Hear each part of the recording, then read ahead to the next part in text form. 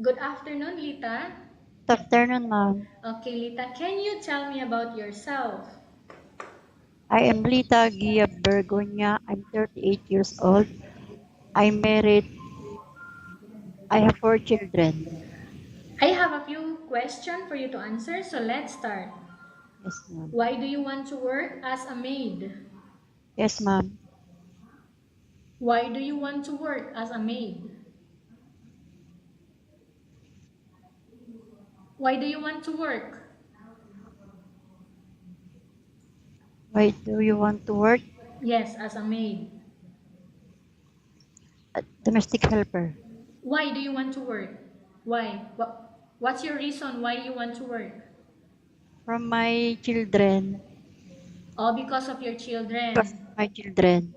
Why you choose Malaysia when there is a lot of other country? But but, but the time in Malaysia and Philippines are the same. That's why you want Malaysia. Yes, ma'am. How are you qualified for this job? Okay. Why are you qualified for this job? Because I'm honest and working disciplined person. May I know what your educational level is? Can you look at the camera? Ma'am. Okay. Look at the camera only. Yes, May ma'am. I know what your educational level is? High school graduate, ma'am. What is your recent working experience? Gasoline girl, ma'am, and the domestic helper. Okay. Domestic helper, which country? In Abu Dhabi, ma'am. Do you know or do you have experience of taking care of baby? Yes, ma'am. How about elderly? Yes, ma'am. Do you have any other spatial skills?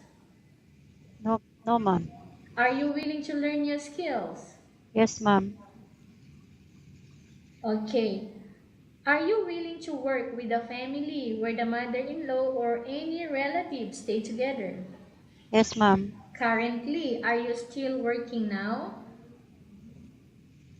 No, ma'am. Do you have work now? No, ma'am. You don't have work, okay. Do you know how to cook? Yes, ma'am. What sort of food can you cook? Filipino food only, ma'am. Are you aware that you will have to do washing, cleaning, ironing, and cooking? Yes, ma'am. From all the house chores that I mentioned to you, like washing, cleaning, ironing, and cooking, which do you like most? Cleaning only, ma'am. You like cleaning. Yes, ma'am. You are not allowed to use handphone during working hours. Yes, ma'am. If ever you will come to Malaysia, who will take care of your kids? My mother-in-law. Your mother-in-law. Yes, You ma'am. are not allowed to use handphone, cell phone during working hours. Yes, ma'am. You are only allowed to use handphone after you finish all the works and when Yes. going to bed. Yes, ma'am. You are strictly needed to surrender the handphone to your employer in the morning and your employer will return back to you once you're going to bed. Yes, ma'am. If ever your employer finds out that you're abusing of using your handphone and it's affected your work performance, your employer will confiscate your handphone and you are not allowed to hold it anymore. Yes, ma'am. Instead, your employer will allow you to call to your family 3 times in a month. You only allowed to bring normal phone and you are not allowed to bring smartphone. Are you agreed for the terms and condition? Yes, ma'am. Are you agreed to the rules and regulation for the handphone? Yes, ma'am. How many years is the contract as you agreed and understands? 2 years, ma'am. Can you describe for me your ethics, your attitude? My attitude, ma'am. Yes. I'm willing to work in Malaysia and I finish my contract.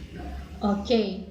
Can you promise not to use the telephone without the permission of your employer? Yes, ma'am.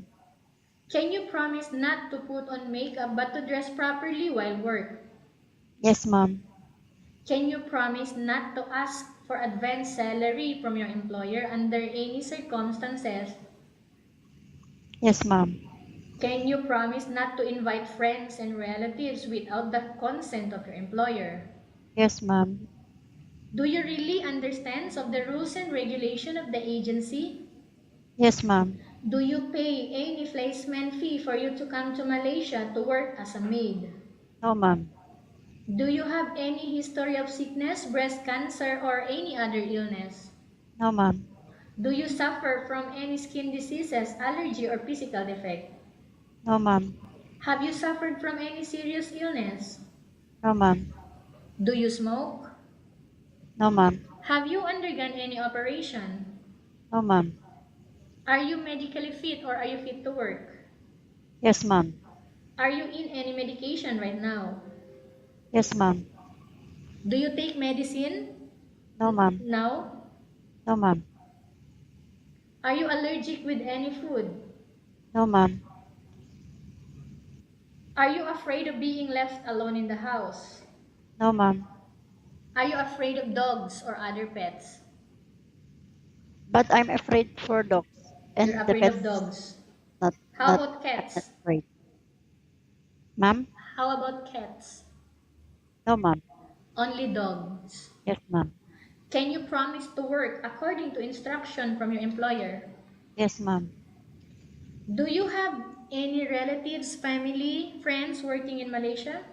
No, ma'am. Okay, Lita, we have finished our question section. Let's go to case study. I Thank you. have a case study for you and I want you to answer me truthfully. Yes, ma'am. Okay, upon arrival in Malaysia within 6 months only, if ever any of your family members passed away, Lita, what will you do? What? Ma'am, pakiulit nga, ma'am. Okay, upon arrival in Malaysia within 6 months, Lita, 6 months you are working here in Malaysia. Ma'am. Any of your family members passed away, what will you do? I will I will talk to I will talk to my employer. She like to come in my She will allow you? allow my Okay. friends or whatever. Okay, any of your family members, Lita, passed away. Yes, Somebody ma'am. died in your Yes, family members. You are working in Malaysia for about 6 months. What will ma'am. you do? But I am not go to the Philippines, but I'm finished my contract in 2 years. For 2 years, you will not go back. Yes, ma'am. Okay, what do you want to tell to your employer who are watching your video right now? Ma'am? What do you want to tell to your employer who are watching your video right now? Yes, ma'am. What do you want to tell them? I like to I set my employer. What do you want to tell to your employer?